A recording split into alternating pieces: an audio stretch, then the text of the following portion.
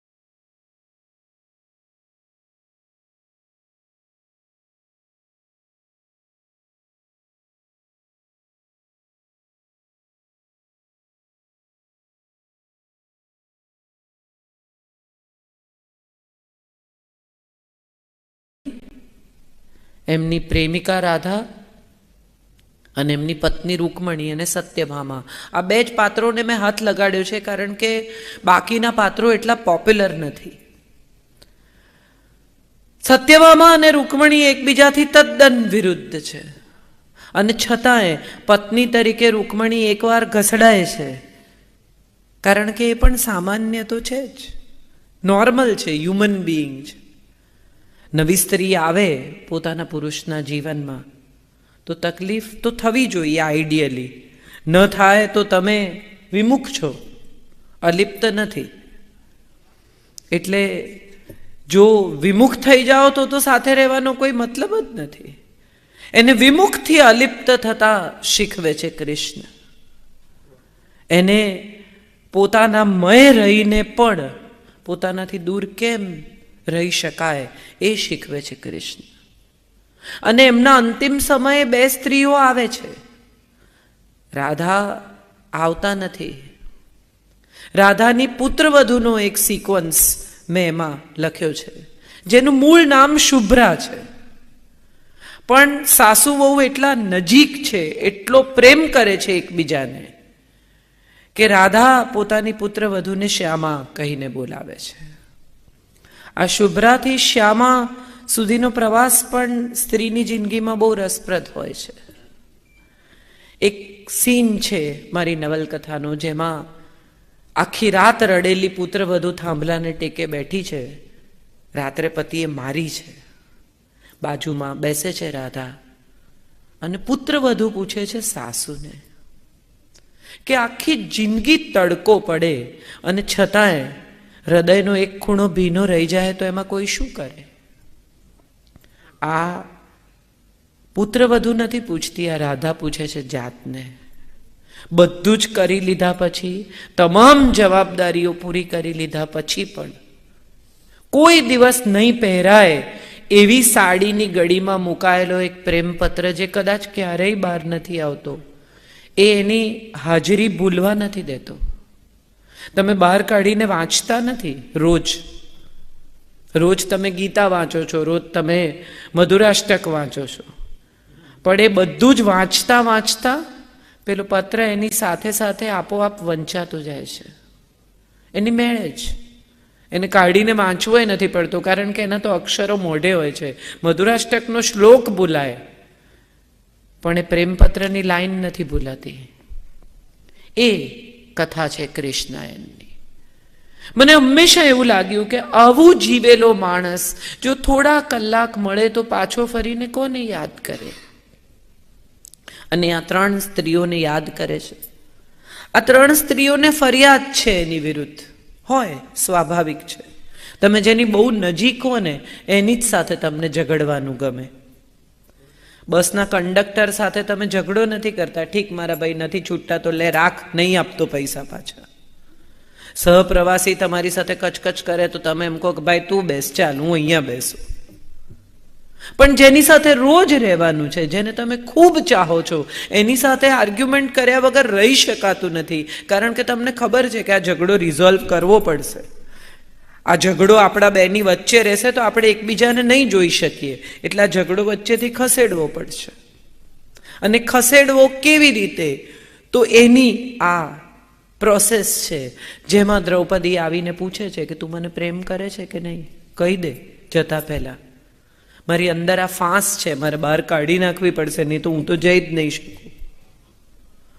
અને ત્યારે કૃષ્ણ કહે છે કે તમારી અને મારી વચ્ચે પ્રેમ છે જ, હું તને બહુ પ્રેમ કરું છું, પણ તારો પ્રેમ અને મારો પ્રેમ થોડો જુદો એ રીતે છે કે મારે માટે તારા માટેનો પ્રેમ એ તારા શુભની કામના છે, તારા મંગલની પ્રાર્થના છે, તારા સ્વમાનની રક્ષા છે. સૂર્ય અને પૃથ્વી બંને જો બહુ નજીક આવી જાય ને તો પણ જીવન સંભવ નથી, અને બહુ દૂર થઈ જાય તો પણ જીવન સંભવ નથી. પૃથ્વીએ સૂર્યની આજુબાજુ જ ફરવાનું છે, એના તરફ નમેલા જ રહેવાનું છે, અને છતાં પોતાની ધરી છોડવાની નથી. આ તારો અને મારો સંબંધ છે. રૂકમણી પૂછે છે કે તમે આખો વખત બીજાના જ રહ્યા, જ્યારે જ્યારે મેં તમને ઝંખ્યા ત્યારે તમે હતા જ નહીં. તમે પરણીને લાવ્યા, હું તો એ ગોવાળિયાને પરણેલી, હું તો દ્વારિકાના રાજાને પરણી જ નથી ભાઈ. હું જેના પ્રેમમાં પડેલી એ માણસ તો તું રહ્યો જ નહીં. આ તો દરેક સંબંધમાં થતું હોય છે. તમે બદલાઈ ગયા આવું દરેક પત્ની દરેક પતિની એકાદ વાર તો કહેતી જ હોય છે. રૂકમણી પણ જુદા નથી. અને ત્યારે કૃષ્ણ એને કહે છે કે સિંહાસન તો જ સ્થિર રહી શકે જો એના પાયામાં અંગત સુખો દટાય. રાજા થવું એ સુખી થવાનો માર્ગ નથી. જે બેસે છે ગાદી પર એને જ ખબર છે, વ્યાસપીઠ પર બેસનારાને જ ખબર છે કે એ વ્યાસપીઠ પર બેઠા પછીની જવાબદારી શું છે. આપણે તો માત્ર સામે બેસીને કથા સાંભળવાની છે, પણ જે અહીંયા બેસીને પોતાની વાત કહે છે એની વ્યાસપીઠમાં કેટલા કાંટા છે તો એ બેસે. કારણ કે આપણે તો કોઈ દિવસ બેસવાના જ નથી એ ગાદી ઉપર. આપણને તો એ ગાદી પર પાથરેલી સફેદ ચાદર જ દેખાય છે. એની નીચે શું છે એ તો જે બેસે એને જ સમજાય. અને માટે કદાચ કૃષ્ણ કહે છે કે હું તો ઉત્તરદાયિત્વ સાથે આવ્યો છું, ગોલ છે, મારા ધ્યેય છે. તું તો યાદવોની ભાગ્યલક્ષ્મી છે, દ્વારિકાની રાજલક્ષ્મી છે. તારો હાથ તો આપવા લંબાય, તારાથી મંગાય નહીં. અને છેલ્લે રાધા આવે છે, પણ રાધા આવતા નથી, એના ઇલ્યુઝનમાં આવે છે. કાબુલીવાલા જેણે વાંચી હશે એને ખબર હશે કે પોતાની દીકરી માટે આવડું જ ફ્રોક લઈને જાય છે. કેમ? કારણ કે એને તો એવડી જ દીકરી યાદ છે. રાધા ગમે તેવા મોટા થઈ ગયા, માટે જ કદાચ આ વહુ સાથેનો સીન મેં નાખ્યો છે કે હવે તો એને તો ધોળા આવી ગયા છે. પણ કૃષ્ણ માટે તો 21 જ વર્ષની છે. એણે જે છેલ્લી જોઈ તે બધો આધાર એનો જતી વેળાના જોવા પર છે. મારી સાહેબ કેવું સરસ કહે છે. તો એ રાધા આવે છે અને એને પૂછે છે કે જે જીવ્યો એ સાચું જીવ્યો. આવું એક જ માણસ પૂછી શકે, તમારું અંતરાત્મા. અને રાધા એના અંતરાત્મા તરીકે એની ભીતર જ વસે છે, બહાર ક્યાંય છે જ નહીં. રાધાનું અસ્તિત્વ જ નથી એવું પણ કેટલાક લોકો ક્લેમ કરે છે. પણ મને હંમેશા એવું લાગે છે કે કૃષ્ણમાં જેટલું સ્ત્રૈણ છે, જેટલું રુજુ છે, જેટલું સુંદર છે, જેટલું મ્યુઝિક છે, જેટલી બ્યુટી છે, તે બધી રાધા છે, જુદો નથી. આ બેને અદ્વૈત નો અદ્ભુત દાખલો છે. આ બે જુદા નથી એકબીજાથી. અને આવું તમને કોણ પૂછી શકે? મને કોઈ પૂછી શકે કે આ બધું જે લખે છે એમાંથી સાચું કેટલું બેન? તો એ તો હું જ પૂછી શકું. રાજેશ ખન્ના એકવાર કહેલું કે મેં राजेश खन्ना एक ही आदमी की बात सुनता है, उसका नाम जतिन खन्ना है, પોતે જ. સો સમટાઈમ્સ આઈ ફીલ કે રાધા જ પૂછી શકે અને ત્યારે કૃષ્ણ એને ઉત્તર આપે છે કે મહાભારતના યુદ્ધની વચ્ચે, આ સત્યો અસત્યોની વચ્ચે, આ શ્રેય અને પ્રેયની વચ્ચે જો કશુંક મને જીવતું રાખી શક્યું હોય ને તો એ તારી બે આંખો છે. મેં બીજા કશાયનું ચિંતન, મનન, ધ્યાન નથી કર્યું. મેં માત્ર જ્યારે જ્યારે મૂંઝાયો, ગૂંચવાયો, દુઃખી થયો, પીડાયો, ત્યારે તારી બે આંખોને નજર સામે લાવીને પૂછ્યું છે કે શું કરું, અને આંખોએ મને હંમેશા ઉત્તર આપ્યો છે. તો આ રિલેશનશિપની કથા છે, કૃષ્ણના મૃત્યુ પહેલાના થોડા કલાક. આ મારું પોતાનું કામ નથી એવું મને હંમેશા લાગે છે, માટે આ પુસ્તક મેં કોઈને અર્પણ નથી કર્યું. મને હંમેશા એવું લાગ્યું છે કે આ એણે મને ચૂઝ કરી છે એની કથા લખાવવા માટે, અને માટે આ પુસ્તકની અર્પણની જગ્યાએ મેં લખ્યું છે ત્વદીય વસ્તુ ગોવિંદમ તુભ્યમેવ સમર્પયે, તારી વાત તને જ પાછી આપું છું. એ સિવાયની જે કથાઓ, નવલકથાઓ છે, મારા પાત્રો છે, પ્રમાણમાં કમર્શિયલ છે, લોકોને ગમ્યા છે, લોકપ્રિય થયા છે. સાહિત્ય છે કે નહીં મને ખબર નથી, કારણ કે હું ઢગલો લખું છું. એટલે 5 કોલમ અઠવાડિયાની લખું છું, એટલે એને હું સાહિત્ય કહેવું કે નહીં એ તો વિદ્વાનો મારી સાથે જે બેઠા છે નક્કી કરશે. પણ જે નવલકથા મારી બહુ જ લોકપ્રિય થઈ, યોગ વિયોગ, ચિત્રલેખાની મારી પહેલી નવલકથા, એનું એક પાત્ર વસુમાં, વસુંધરા, જે બહુ લોકપ્રિય થયું. ને આજે પણ આટલી બધી નવલકથાઓ પછી લોકો મને પૂછ્યા કરે છે કે વસુમાં જેવું એક પાત્ર ફરી ક્યારે આપશો? પણ એવી તો બીજી બની જ નથી ધરતી પર જ. એટલે હું કેવી રીતે સર્જું? પતિ મૂકીને ચાલી જાય છે, એક સંતાન ગર્ભમાં છે, 3 સંતાનો છે, ઉછેરે છે, અને પતિ જ્યારે બધું જ ગોઠવાઈ ગયું છે જિંદગીમાં, ત્યારે અખબારમાં જાહેરાત આપે છે કે હવે હું 1 અઠવાડિયું રાહ જોઈશ, તમે નહીં આવો તો હું માની લઈશ કે તમે નથી, અને હું તમારું શ્રાદ્ધ કરીશ. શ્રાદ્ધ, પૂજ્ય ભાઈશ્રી બેઠા છે, મારે કંઈ બહુ સમજાવવાનું હોય નહીં, પણ શ્રાદ્ધ ખરેખર ગયેલા માટે નથી, અહીં રહેલા માટે મુક્ત થવાની પ્રવૃત્તિ છે. જે ગયું છે તો મુક્ત જ છે, એને તો કંઈ હવે પાછા ફરવાનું રહેતું નથી. પણ તમારો એની સાથેનો પિંડદાનનો જે આખો પ્રોસેસ છે એ એટલા માટે છે કે તમે એની સાથેનો તમારો સંબંધ તોડો. અને જે ગયો છે 25 વર્ષથી નથી આવ્યો, એની સાથેનો સંબંધ હવે તોડવો રહ્યો તો હું મારી જિંદગી જીવું. અત્યાર સુધી તો હું પ્રતીક્ષામાં જ જીવી. આ મારી જુદા પ્રકારની રાધા છે. મેં એને જુદી રીતે મૂકી છે, સાંપ્રત સમયમાં મૂકી છે, જુદા લેવલ પર મૂકી છે.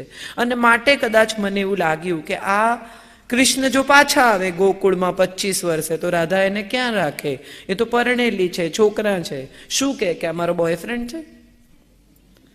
ઘણી વખત આપણે શું માંગતા હોઈએ છે ને એની આપણને એટલા માટે ખબર નથી હોતી કે મળી જાય તો એનું શું કરવું એ સમસ્યા થઈ જાય એવું બને.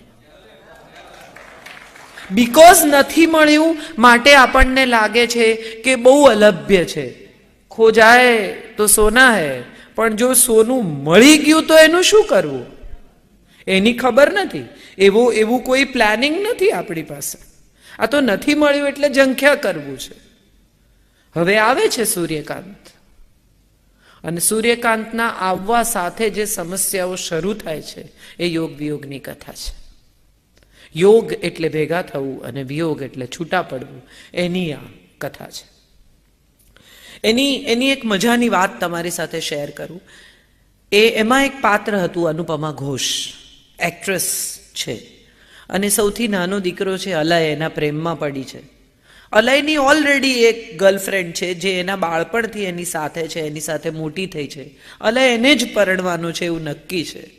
અને અનુપમા એના પ્રેમમાં પાગલ થઈ જાય છે. અલય એને એક દિવસ બેસાડીને સમજાવે છે કે આવું કંઈ થશે નહીં.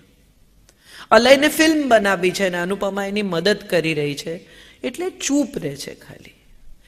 એ એવું કહેતો નથી કે હું તારા પ્રેમમાં નથી. આટલી જ એની ભૂલ જો ગણો તો. અને એ આખી પરિસ્થિતિમાંથી પસાર થયા પછી જ્યારે અનુપમાને ખબર પડે છે ત્યારે અનુપમા આપઘાત કરે છે. મારી બધી જ નવલકથાઓમાંથી જો કોઈ 2-4 સીન મારે પસંદ કરવાના હોય તો એમાંનો આ એક સીન મને બહુ જ ગમે છે કે ઘરની પુત્રવધુ છે વૈભવી, IASની દીકરી છે, એ સલાહ આપે છે કે એણે ન જવું જોઈએ, ત્યાં પ્રેસ હશે, કારણ વગર વિવાદમાં સપડાશે. અને ત્યારે વસુમાં એના દીકરાને કહે છે કે જવું જ જોઈએ, એણે તારા માટે આપઘાત કર્યો છે, એને જીવતા તો ન મળ્યો પણ મૃત્યુ પછી જો એ તને તરસે તો તને કોઈ માફ નહીં કરે. You have to go. તારી તમામ રિસ્પોન્સિબિલિટીઝ તારે પૂરી કરવી જોઈએ. મેં તને ભાગતા નથી શીખવ્યું, મેં તને ફેસ કરતા શીખવ્યું છે. Go there. એવી જ રીતે જ્યારે પિતા આવે છે, અલય પોતાનું નામ અલય વસુંધરા મહેતા લખે છે, પિતાની સાથે યુદ્ધ થાય છે, ખૂબ ઝઘડો થાય છે અને ગમે તેમ બોલે છે, અને મા એનો હાથ પકડીને લઈ જાય અને કહે છે કે માફી માંગ, મારી લડાઈ હું લડીશ, તારી લડાઈ નથી આ. Don't fight for me, I will fight. આ લેવલનું કેરેક્ટર. એમાં મેં એક લાઈન લખેલી જે મને પોતાને એવું લાગે છે કે હવે હું એકચ્યુઅલી એ લાઈનમાં પ્રવેશી રહી છું. ક્યાંક વસુમાં કહે છે કે શ્વાસ ચાલુ હોય ને ઈચ્છાઓ પૂરી થઈ જાય ને એને મોક્ષ કહેવાય, પણ ઈચ્છાઓ ચાલુ હોય અને શ્વાસ પૂરા થઈ જાય તો એને મૃત્યુ કહેવાય. હું ધીરે ધીરે એવા સ્ટેજમાં પ્રવેશી રહી છું. લખી હતી ત્યારે તો મને એવી કલ્પના પણ નહોતી કે દરેક માણસ આવા સ્ટેજમાં કદાચ આવતો જ હશે, પણ હું બધું ઓબ્વિયસલી આ લાઈનો અનુભવી શકું છું. કારણ કે હમણાંથી મને કોઈ પણ એમ કે આ બહુ સરસ છે તો મને તરત એમ થાય કે લઈ જા, માન નથી જોઈતું. એટલે હું માનું છું બધા જ ધીમે ધીમે વસુમાં બનવાની પ્રક્રિયામાં હોય છે. કોઈક સરસ રીતે પહોંચી જતું હોય છે, કોઈક વચ્ચે જ અટકી જતું હોય છે. આ ગિરનાર ચડવા જેવું છે, કોઈક પહેલી ટૂંક ચડે, કોઈ બીજી ચડે ને કોઈક છેક પહોંચે દત્તાત્રેય સુધી. ડિપેન્ડ્સ. મધ્યબિંદુ નામની એક મારી નવલકથા ખૂબ બહુ ચર્ચિત થઈ. એ અનુપમા ઘોષનું કેરેક્ટર જ્યારે હું લખતી હતી ને આપઘાતનો સીન આવ્યો ત્યારે રાજકોટથી એક ભાઈનો ફોન આવ્યો. સવારના પોરમાં 7 વાગ્યા, 6:45 વાગ્યામાં. શુક્રવારે ચિત્રલેખા આવે, જ્વલનભાઈને ખબર છે. સવારના પોરમાં એમ કે બેન તમારો પ્રેમ સફળ નથી થયો. અરે કોણ બોલો છો? અરે બેન, ના, તમે અનુપમાને મારીને સારું નથી કર્યું, પાપ લાગશે. અરે મેં નથી મારી યાર.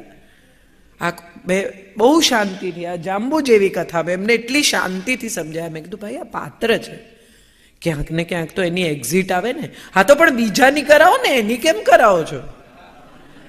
એમણે ઓલમોસ્ટ 20 મિનિટ મારી સાથે દલીલબાજી કરી અને પછી મને એમ થયું કે હશે મારી ભૂલ થઈ ગઈ. હા એમ, તો હવે એને જીવતી કરો. અરે એમ કેમ જીવતી કરું? તો કે એકતા કપૂરમાં નથી આવતું એવી રીતે. ભલે ભાઈ, એવો પણ પ્રયત્ન કરી જોઈશ, પણ એવું કંઈ કર્યું નહીં. અનુપમા ઘોષ મરીને અમર થઈ ગઈ. જેટલા લોકો વાંચે છે બધા ઇવેન્ચ્યુઅલી એના પ્રેમમાં પડ્યા વગર રહેતા નથી. એનું એક જ કારણ છે, એ છોકરી બહુ પ્યોર છે. એ જે કરે છે ને એમાં ક્યાંય આડંબર, દંભ, દેખાડો, જુઠ્ઠાણું નથી. એ રડે છે તો એ દિલથી રડે છે, ઝઘડે છે તો એ દિલથી ઝઘડે છે. એને જે કહેવું છે ખુલ્લા દિલે કહે છે, પ્રેમ કરે છે તો ખુલ્લા દિલે કહે છે. અને ત્યારે મને એવું લાગે છે કે આપણે બધા આવા પાત્રોના પ્રેમમાં એટલા માટે પડીએ છીએ કારણ કે આપણે આવા થવું છે પણ થઈ શકતા નથી. આપણે પણ આમ જ જીવવું છે, ખુલ્લા દિલે, મુક્ત અવાજે રડીને, ખુલ્લા દિલે હસીને, વરસાદમાં પલળીને. પણ આવું આપણાથી થતું નથી, એટલે પેલી કરે છે માટે આપણને ગમે છે. આ આપણી આઈડિયલ છે. નવલકથા બે રીતે વહેંચાય છે. ક્યાંક તમે આઈડિયલાઇઝ કરો છો ને ક્યાંક તમે આઈડેન્ટિફિકેશન કરો છો. ક્યાંક તમને લાગે છે કે તમારા જેવી છે ને ક્યાંક તમને લાગે છે કે તમારે એના જેવા થવું છે. આ બેમાં તમામ પાત્રો વહેંચાય છે ટેકનિકલી. એક બીજી નવલકથા મધ્યબિંદુ હું લખતી હતી ત્યારે એક બહુ જાણીતા લેખકનો ફોન આવ્યો. મધ્યબિંદુ થોડી કોન્ટ્રોવર્શિયલ નવલકથા હતી, જેમાં એક સ્ત્રી છે જે 2 જણાના પ્રેમમાં છે. એક જંગલમાં રહેતો ફોરેસ્ટ ઓફિસર છે અને બીજો ઇન્ડસ્ટ્રીયાલિસ્ટ, એનો પતિ છે. અને એ ફોરેસ્ટ ઓફિસરને કોઈ દિવસ કહેતી નથી કે હું પરણેલી છું, મારો વર કોણ છે. એને જ્યારે પૂછે ત્યારે એમ કે તારે નહીં પૂછવાનું, હું તને પૂછું છું, હું આવું છું ને જાઉં છું, આટલું જ સત્ય છે. એના પતિ સાથે આર્ગ્યુમેન્ટ કરે છે અને એને કહે છે કે જેમ દ્રશ્યને 3 ડાયમેન્શનલી જોવા માટે 2 આંખો જોઈએ, એમ મને કરેક્ટલી જીવવા માટે 2 પુરુષો જોઈએ.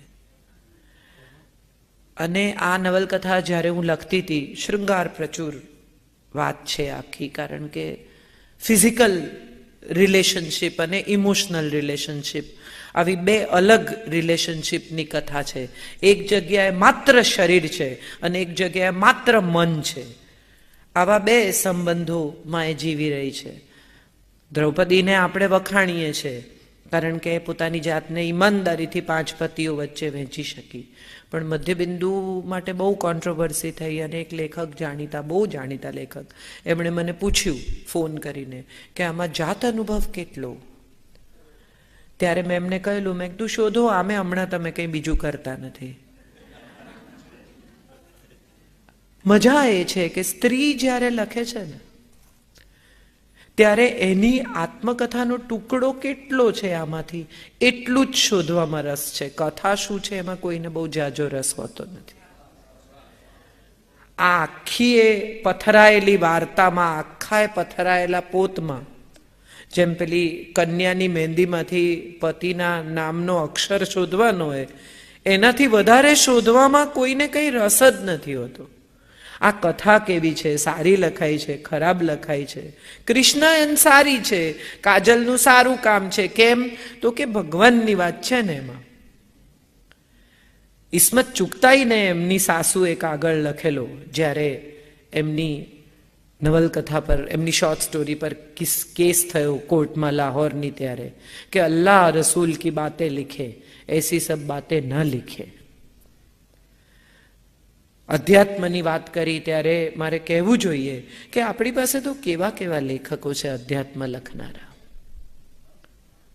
સુના થા કભી પ્યાર મરતા નહીં હૈ, જો મરતા નહીં હૈ તો જાતા કહાં હૈ, યહાં હૈ વહાં હૈ ન જાને કહાં હૈ, મુझे ये बताने की कोशिश न करना कि खुशबू हूं मुझको महसूस करना, कभी मुझको पाने की कोशिश न करना।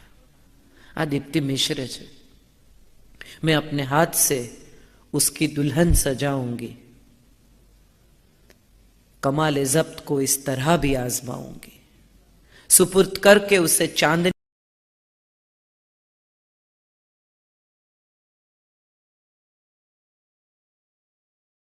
को स्त्री लेखको આવી ગયા। પન્નાબેન છે, ધીરુબેન, કેટલી અદ્ભુત વાત। આગંતુક વાંચો તો તમને સમજાય કે આ સ્પીડે અને છતાંય આ રસ જાળવી રાખવો નવલકથામાં સરળ નથી। એટલે હું જ્યારે મારા પાત્રો વિશે વાત કરું, ધીરુબેનની આગંતુક વાંચી ત્યારે મને આ કૃષ્ણાયન જેવી જ ફિલિંગ આવી કે કન્ટેમ્પરરી લખાવવું જોઈએ, આગંતુકને ફરી લખવી જોઈએ, જુદી રીતે લખવી જોઈએ। અને માટે મેં એક નવલકથા લખી જેનું નામ છે રાગ વૈરાગ। એક 3 વર્ષ સુધી આશ્રમમાં સંન્યાસી થઈને રહેલો કરોડપતિનો દીકરો પાછો ફરે છે, અને પાછો ફરે છે ત્યારે એની પાસે આશ્રમના રહસ્યો છે, માટે આશ્રમ એને જીવવા દેવા નથી માંગતો। ઘેર આવે છે અને 2 ભાઈઓને એમ થાય છે કે ભાગ માંગશે, માટે એ જીવવા દેવા નથી માંગતા। અને એક ગર્લફ્રેન્ડ છે જેની સાથે પરણવાની ના પાડીને સંન્યાસ લઈને ચાલી ગયેલો, એ ગર્લફ્રેન્ડ હવે પરણી ગઈ છે, એનો વર છે, એને ભય લાગે છે કે આ પાછો આવ્યો મરી જઈશું। મેં જે કહ્યું ને એવી વાત છે કે તમે જતા તો રહો છો, પણ જતી વખતે આ નોરાની જેમ જે દરવાજા બંધ કરે છે ને એના પડઘા આખા યુરોપમાં સંભળાય છે, પછી નોરા પાછી આવે તો શું થાય એની આપણા કોઈ પાસે કથા નથી। ઘર છોડીને જતી નોરા બધાને બહુ ગમી, પણ સપોઝ નોરા નિષ્ફળ ગઈ, નોરાની પાછળ ગુંડાઓ પડ્યા, નોરાનો રેપ થયો અને નોરા પાછી આવી પોતાના પરિવારમાં, તો શું થાય? આ વિશે આપણી પાસે કોઈ વિગતો મળતી નથી। નવલકથાના અંત સુધી આપણે જતા હોઈએ છીએ, પણ અંત પછી પણ એક અંત હોય છે જેના વિશે આપણને ખબર પણ નથી અને આપણને રસ પણ નથી। પૂરી થઈ, બંધ કરી, પુઠ્ઠું છેલ્લું વાંચી લીધું। એક ભાઈએ મને કાગળ લખેલો કે મને ગુજરાતી વાંચતા આવડતું નથી, પણ હું નવલકથાનું છેલ્લું પાનું 20 મિનિટ વાંચું છું, એમાં મારો ફોટો હોય છે। જે કહેવાની વાત છે એટલી જ છે। મારો એક દોસ્ત તો પછી થયો। હું એક દિવસ ચાલીને જતી હતી અને એક છોકરો મોટરસાયકલ પર ઊભો રહ્યો। ઓળખે છે? તો ના, ખ્યાલ નથી આવતો। તો મને કહે છે હું અમિત છું। હાય અમિત, નાઇસ મીટિંગ યુ। તો મને કહે છે હું મીતા છું, તારા ક્લાસમાં ભણી છું, હું ટ્રાન્સજેન્ડર હતી, મેં ઓપરેશન કર્યા છે। વેરી ગુડ, ચાલ ઉપર। એ મીતામાંથી અમિત થયેલા મારા દોસ્ત સાથે, મારી બેનપણી સાથે, જે તમારે કહેવું હોય તે, મેં 1.5 કલાક વાત કરીને મેં એને કહ્યું, મેં તું મને વિગતો અપાવ ને। અને તમામ વિગતો, ડોક્ટર્સના ઓપરેશન્સ નજરે જોવા, એ બદલાયેલા વ્યક્તિને મળવું, એની માનસિકતા સમજવી, આ બધું કરીને જે નવલકથા મેં કરી એ પૂર્ણ।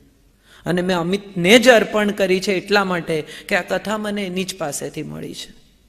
એણે આટલા દિલ ખોલીને મારી મદદ ન કરી હોત તો આ નવલકથા ન સર્જાઈ હોત। થોડો એવો સમય જિંદગીમાં આવ્યો કે જ્યારે મારું બચ્ચું ચાલી ગયું મને છોડીને, 1.5 વર્ષનું। મારા લગ્ન અમુક પ્રકારની સમસ્યાઓમાંથી પસાર થતા હતા। હું પ્રશાંત ભીમાણી પાસે જતી હતી ને એક દિવસ સીટિંગ્સ માટે, અને એક દિવસ પ્રશાંતભાઈએ કહ્યું કે આ કંઈ, મેં કીધું મને થાય છે શું? એટલે એમણે બહુ સરસ વાત કહી કે આ કંઈ નથી, આને ટ્રેટ કહેવાય, આ બાયપોલરનો ટ્રેટ છે। તમે ખુશ હો ત્યારે બહુ ખુશ હો, અને તમે દુઃખી હો ત્યારે બહુ દુઃખી હો, આ બાયપોલર છે। બહુ બધા લોકોને હોય, મોટા ભાગના લેખક, કલાકાર, આર્ટિસ્ટને બાયપોલર હોય, આ કંઈ રોગ નથી। પછી મેં બાયપોલર પર રિસર્ચ કર્યું ખૂબ। DSM નામનું સાયકેટ્રીનું ટેક્સ્ટબુકનું પુસ્તક છે, ડાયગ્નોસ્ટિક સાયકેટ્રીનું, એ આખું વાંચી ગઈ। મુકુલ ચોકસી હજી પણ મારી મજાક કરે છે। હું એમને કોઈ વાર ફોન કરીને પૂછું કે હું ફ્લુનિલ લઈ લઉં, એટલે મને કે મને મારા મા બાપે પૈસા ખર્ચીને ભણાવ્યો છે, વાંધો ના હોય તો કે મને તને શું થાય છે। એટલે એટલું વાંચી ગઈ, ચાવી ગઈ લગભગ પુસ્તક ને। એમાંથી જે નવલકથા સર્જાય એ દરિયો દરિયો એક તરસનો, સોરી, દરિયો એક તરસનો. એ મોસમ બાયપોલરની પેશન્ટ છે અને ચાલુ શૂટિંગે ચપ્પુ મારી દે છે, અને પછી જે આખી કથા સર્જાય છે એમાં એકચ્યુઅલી પ્રશાંત ભીમાણીનું પાત્ર પણ છે, જે સાયકેટ્રી છે, જે પ્રશાંત ભીમાણીને જોયા હશે, વાંચ્યા હશે, એને જોઈને ઓળખી શકે એવું મેં સ્પષ્ટ વર્ણન કર્યું છે. શું કથાઓ મળતી હોય છે. મંટોએ બહુ સરસ કહ્યું છે કે હું મારા પાત્રોને નથી શોધતો, મારા પાત્રો મને શોધીને મારી પાસે આવે છે. લખતા લખતા કેટલીક વાર મારું પાત્ર મને હાથ પકડીને લઈ જાય કે બસ હવે અહીંયા મને પૂરું કર, અહીંયા મને વધાર, આની પાસે આમ કરાવ, મને આ નથી ગમતું. એક સમય હતો જ્યારે હું 5 નવલકથા ધારાવાહિક એક સામટી લખતી હતી. 22મી માર્ચે અમે બક્ષી સાહેબને ત્યાં હતા અને બક્ષી સાહેબે સંજયને કહેલું કે સંજય બાબુ પત્ની 5 નવલકથા સામટી ધારાવાહિક લખતી હોય ને તો 1 કપ ચા બનાવી આપવામાં પુણ્ય છે. એવા સરસ લોકો મળ્યા છે જેમણે મારા લખાણને નર્ચર કર્યું છે, ખૂબ ચાહી છે, ખૂબ પ્રેમ કર્યો છે. એક છેલ્લી વાત કહીને મારી વાત પૂરી કરું. એરપોર્ટ પર એક દિવસ મારે એક પુસ્તક કોઈકને ગિફ્ટ આપવું હતું, એટલે એરપોર્ટની શોપમાં ગઈ. તું કંઈક ગુજરાતી બતાવો, મારે કોઈને આપવું છે, હું ભૂલી ગઈ છું ઘરેથી લાવતા. એટલે આમ કરીને કૃષ્ણાયન લઈ આવ્યો. હવે એક જ પુસ્તક છે કે જેના પર મારો ફોટો નથી છાપતી હું, બાકી તો બધા પુસ્તકો પર હું મારો ફોટો છાપું છું. મહા નાર્સિસિસ્ટ છું, મને બહુ ગમે મારા ફોટા, એટલે એ તો હું છાપું છું, પણ આમાં મારો ફોટો નથી. એટલે મેં કીધું એમ બહુ સારી છે? તો કે ખૂબ સારી છે, બહુ લોકો લઈ જાય ને બહુ અખાણે. મેં કીધું તમે વાંચી છે? કે હા. તું વેરી ગુડ. પછી મેં અંદર નાનો મારો ફોટો છે એ બતાવ્યો. મેં કીધું જો આ મેં લખી છે. એટલે એણે મને આમ ફરી જોઈ અને પછી કહ્યું કોઈ કે નહીં હો.